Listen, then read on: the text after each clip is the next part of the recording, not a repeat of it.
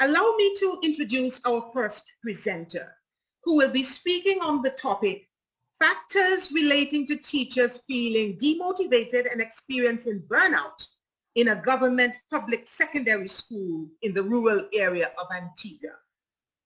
This will be presented by Mr. Carol Knight.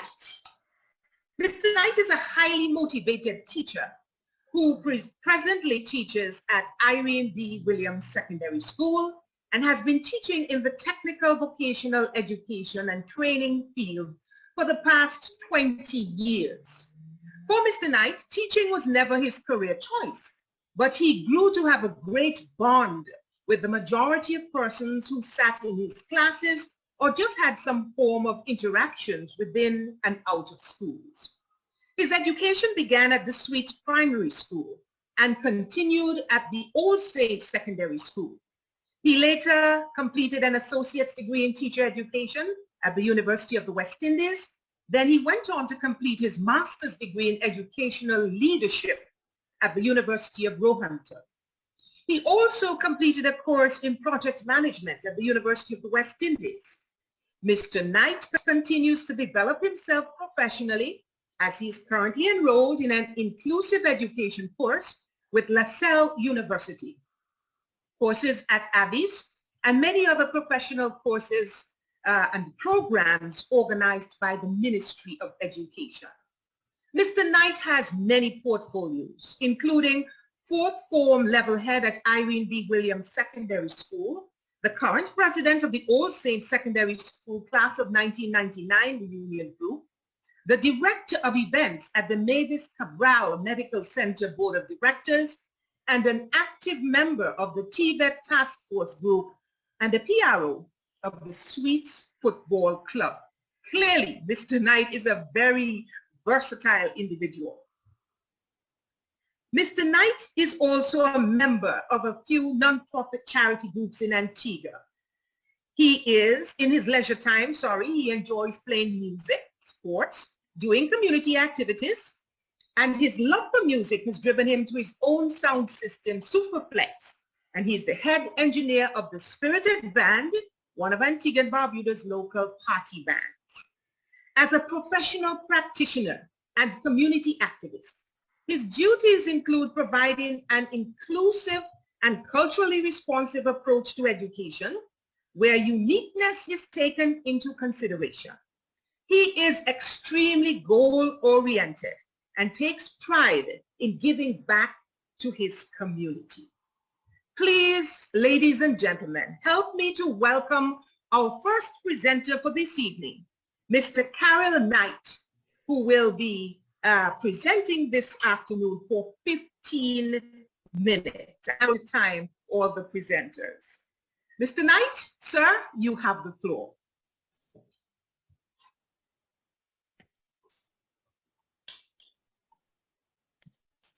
Thank you, Madam Moderator, for those words of introduction. Good evening to all in attendance.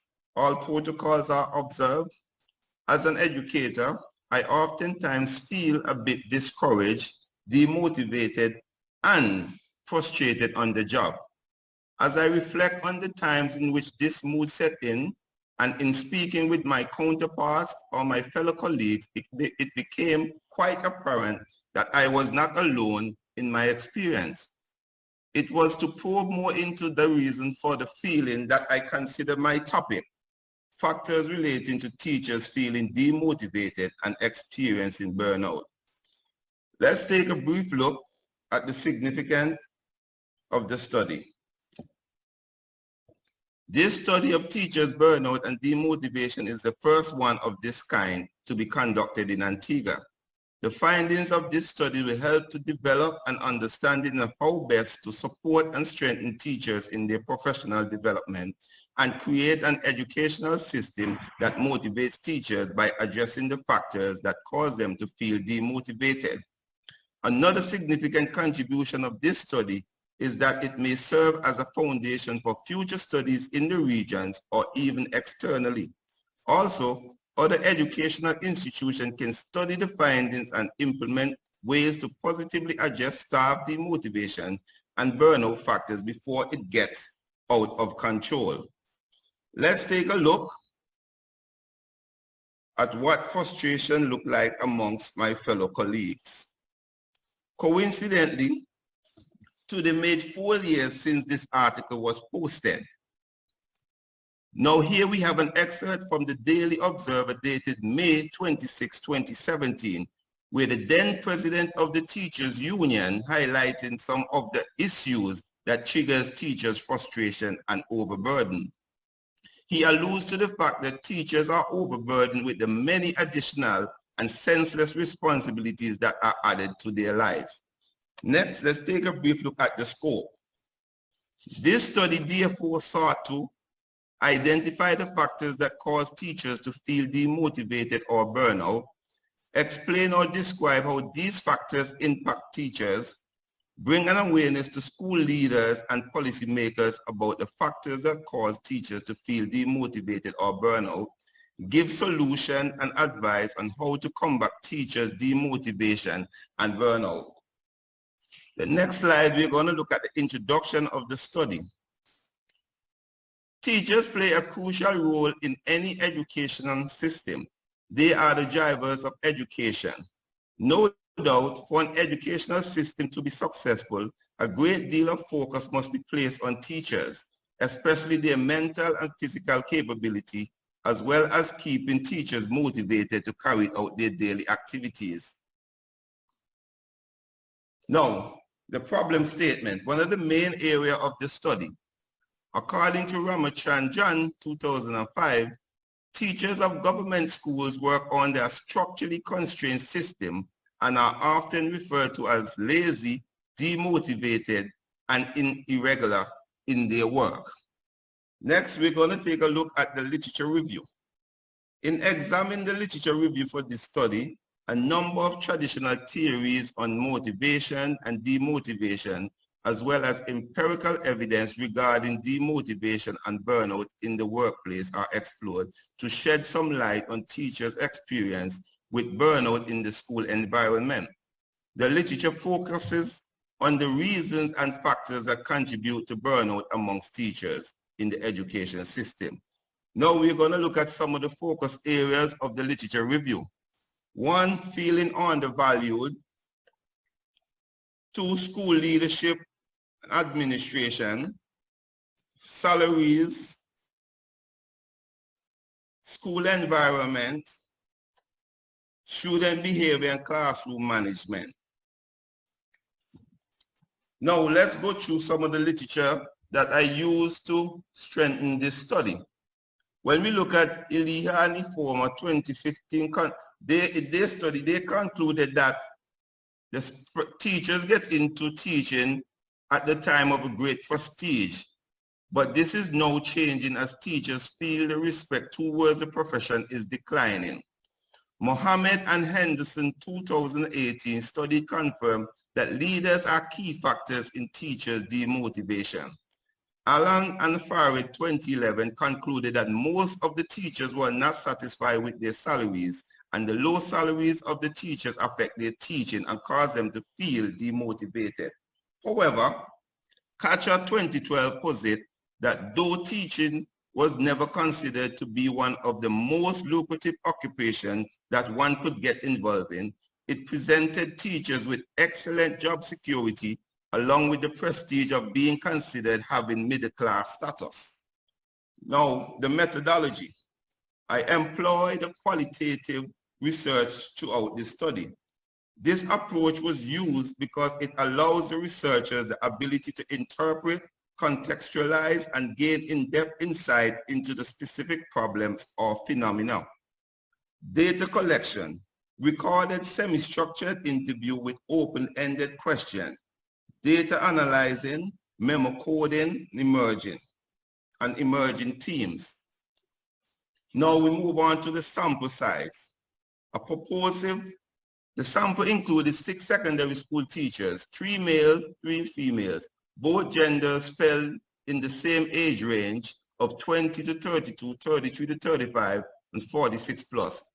They were all of different subject discipline and years of service. Let's take a look now at the research tools. This qualitative study employed semi-structured interview with 6 participants. These interviews were taped and later transcribed. The method of interview was chosen because of the advantage of having face-to-face communication with the interviewee, so that the interviewer could observe expression of experience or exaggeration. Now let's move to the research question and the interview question. This research question, why do teachers in government public schools in Antigua and Barbuda experience burnout or feel demotivated? To complete this in-depth research, the research seeks to gain answer to this following question. Upon doing so, 9 interview questions were used to gather the data to answer the research question.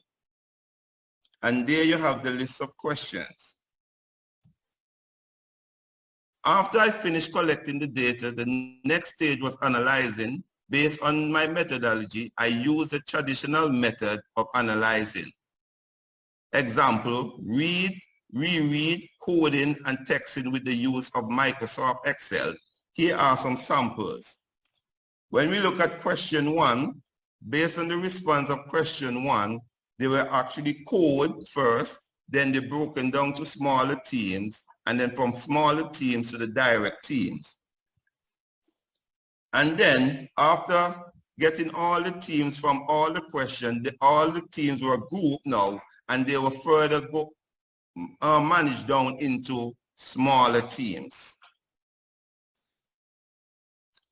Now let's look at the findings. One of the most important parts of any research. Upon analyzing the data, 8 factors emerged which are said to be the answers of which the research was set out to answer. The factors are listed below in order of importance from the data. Now let's get deeper into the findings. When we look at administration and school management, 4 out of 6 participants within this study reported that the function of the administration and school management present a significant number of challenges and contribution to the feeling of frustration. According to one teacher, my main frustration right now is the head of the school, not just the head as in one person, the management. Similarly, another teacher noted that most time administration, ministry, principal are responsible for the situation that create the frustration. Teacher, student, and parent behavior. All participants in this study reported that students and parents with behavioral problems are a challenge, and this could be very frustrating. According to one teacher, parenting is a huge aspect of it, and sometimes they themselves, their attitude towards their own child, the school, and the teacher is very demotivated. Resource. All teachers indicated that the lack of material or resource creates a challenge, and this caused them to feel frustrated. One teacher noted, I entered this profession because it is my calling, but sometimes you do not have the necessary equipment you need to teach your students. It is just difficult to stand by and watch that or continue. I am totally fed up with this situation. Now, under the teacher's salary and incentive opportunities, 5 participants indicated that the salary that they receive as teacher influenced their level of motivation. According to one teacher, I think they could pay us more as well so that you are not having to think about to go make ends meet or go and look another job and stuff like that. Professional development and training. 5 participants noted that not having the opportunity for professional development or being untrained as a teacher was a great source of demotivation. One teacher noted, I wish we could be afforded the opportunities for regular professional development in whatever area we need, but the ministry and administration are not being supportive. Perception of teaching profession. All participants pointed to the fact that teachers' profession is not what it used to be years ago. No doubt teachers expect that because of the profession, society should respect them highly as they do with other professions. One participant said, "When I joined this profession years ago, teachers were highly respected and teaching was of the most esteemed profession in our society. Today, I am appalled by the way the profession is viewed." Educational policies. Five participants complained about not being a part of the education decision-making on policies that would affect their daily life. One participant said, "Back then we had the senior system, junior secondary, but they ruled out that, saying they want to give everyone a secondary education. So now you have all the school doing the same thing and also having special needs students in your class and you are not trained." Now look at communication and collaboration. Participants indicated the lack of proper communication and collaboration between parents, teachers, school, and the ministry create an unwelcoming atmosphere, which makes the condition frustrated and challenging.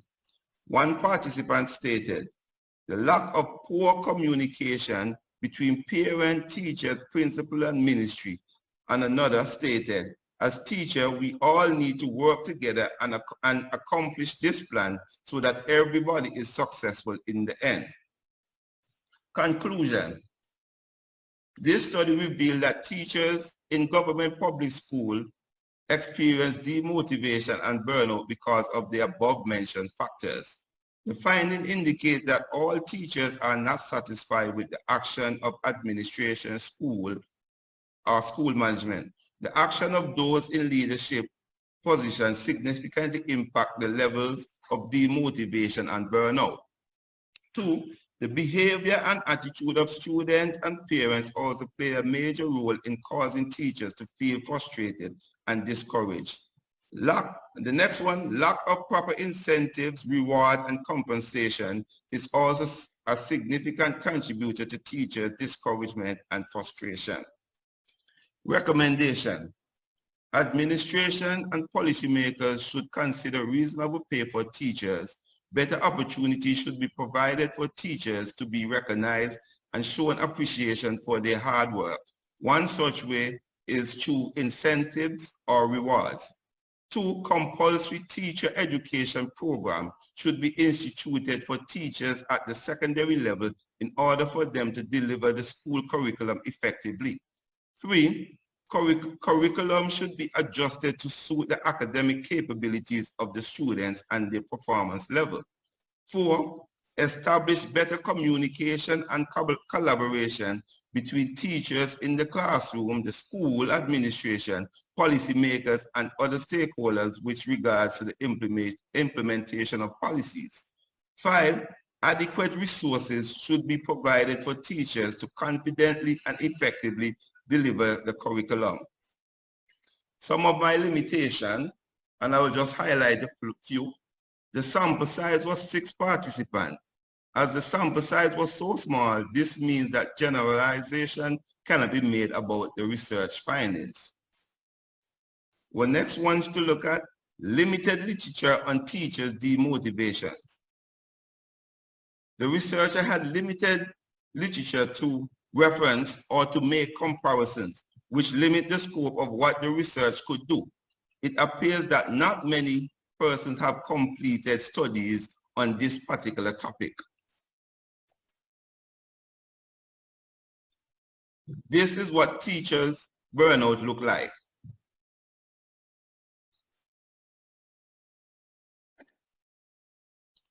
Answer to the icebreaker question that was posted before. The happiest men end up marrying teachers because they will always have someone believing in them and will never give up on them.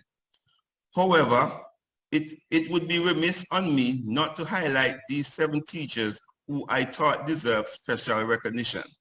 And these teachers were the champions throughout this pandemic who took out all their time to work on getting this Google Classroom up and running. Up to date, I haven't seen one single or any of these teachers being recognized nationally for their hard work. Thank you. And that's the end of my presentation. We want to thank you very kindly, Mr. Knight, for your presentation. You have actually given us a lot of food for thought and for contemplation this afternoon. Thank you. Yes. We have about 10 minutes, ladies and gentlemen, for our question and answer segment before we go on to the next presentation. But first of all, welcome back. Welcome back to this, our final session in the Ministry of Education's Symposia, which we have been having for the entire month of May. And we trust that you have been joining us every Wednesday evening for these very enriching, enlightening presentations. Mr. Carol Knight has just presented, and we're going to look at a couple of questions to Mr. Knight. Let us look at, yes, please put your questions in. We have 10 minutes for this portion of the symposium. I want to, before I go into the questions, just acknowledge the presence of our very distinguished Permanent Secretary, Mrs. Rosa Greenaway, who is with us, joining us in this webinar this afternoon, and also our very distinguished Director of Education, Mr. Claire Brown. Welcome, lady, and good, gentle sir. Okay, let us go to our question and answer area. And we have a comment here from Mr. Myrick Smith. It says, great job, Mr. Knight. I may have missed it if you mentioned, but did your study reveal differences with regards to school type?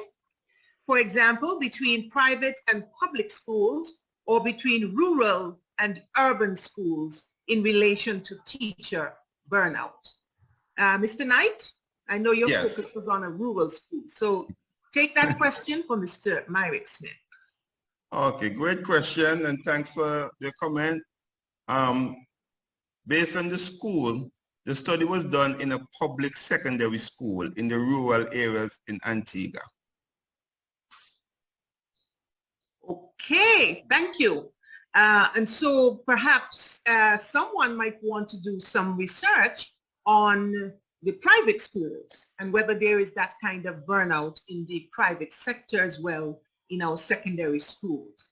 We have a question from ZJ, and ZJ asks, what stood out to you most during your research? What stood out to you most, Mr. Knight, during your research? Okay, you know, funny enough, when I hear this question, it let me have to wonder, because when it comes to teachers, demotivation and burnout, I could say that most person would be looking at incentives and I guess a better pay.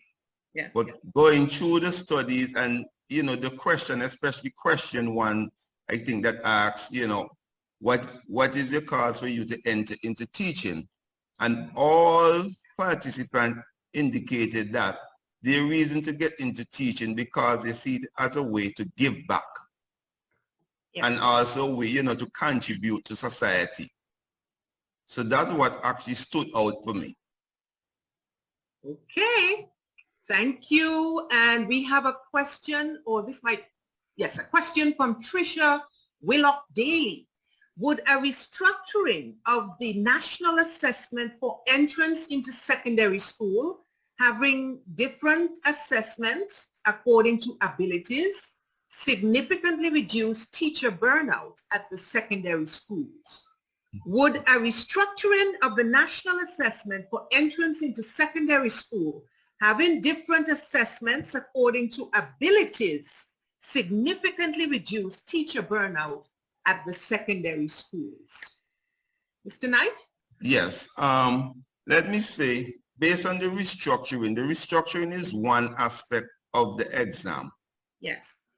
But if you don't have the facility, that's going to be a next thing, because you could restructure the exam, and then you're going to stream, I guess you're going to stream the student based on their ability.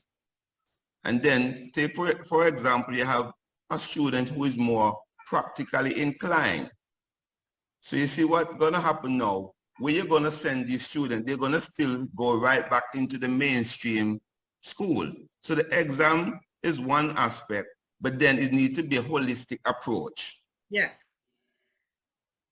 Okay, thank you for handling that very well. We have another question from Terry Ann Marsh Gale. Remuneration and recognition appear to be two ways of solving teacher burnout that you mentioned. What about having a substitute teacher system in Antigua and Barbuda? What are your thoughts on this suggestion? A substitute teacher system.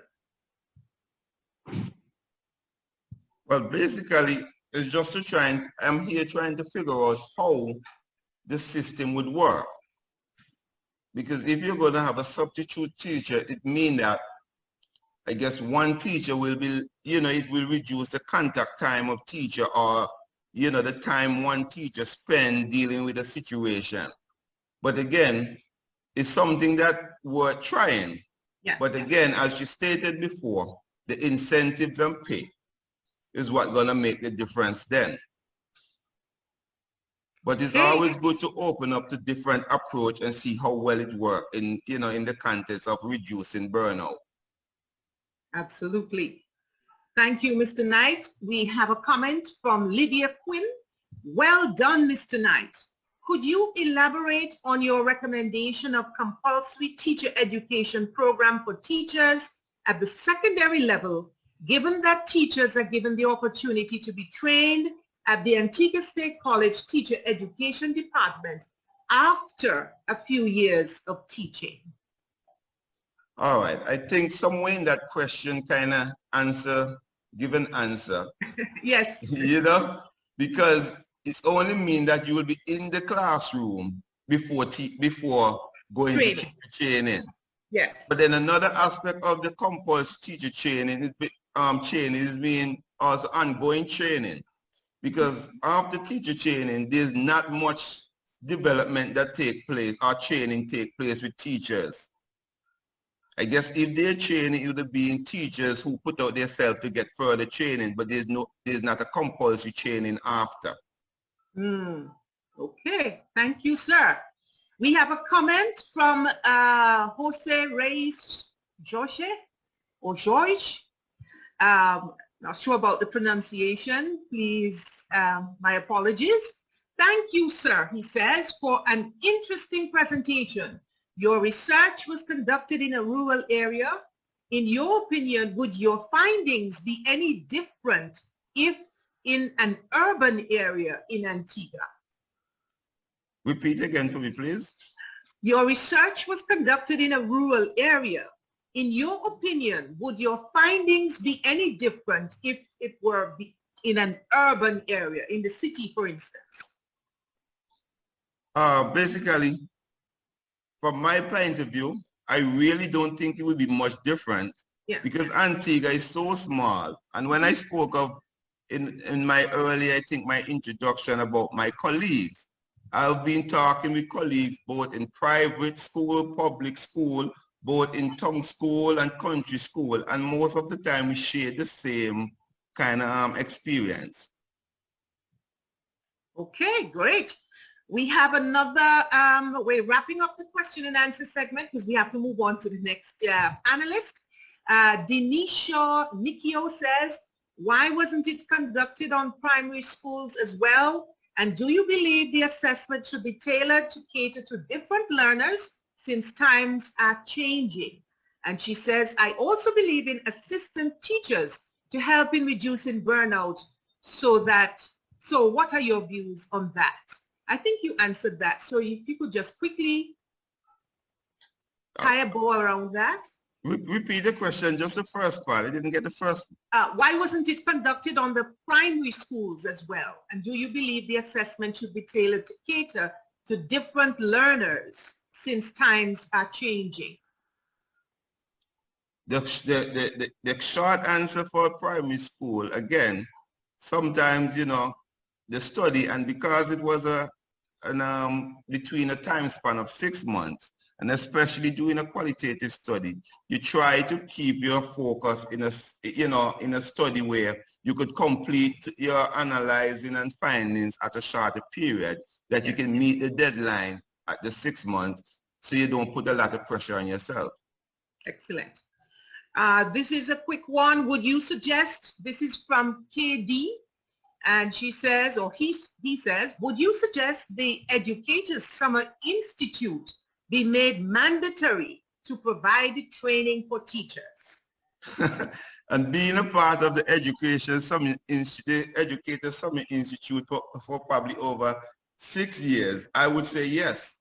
Okay. That's the short answer. We have to keep it brief. And Terry and Marsh Gale says, Mr. Knight, I am extremely proud of you this evening. Thank you for your presentation. And Lisa says, we at the Irene B. Williams Secondary are extremely proud and excited.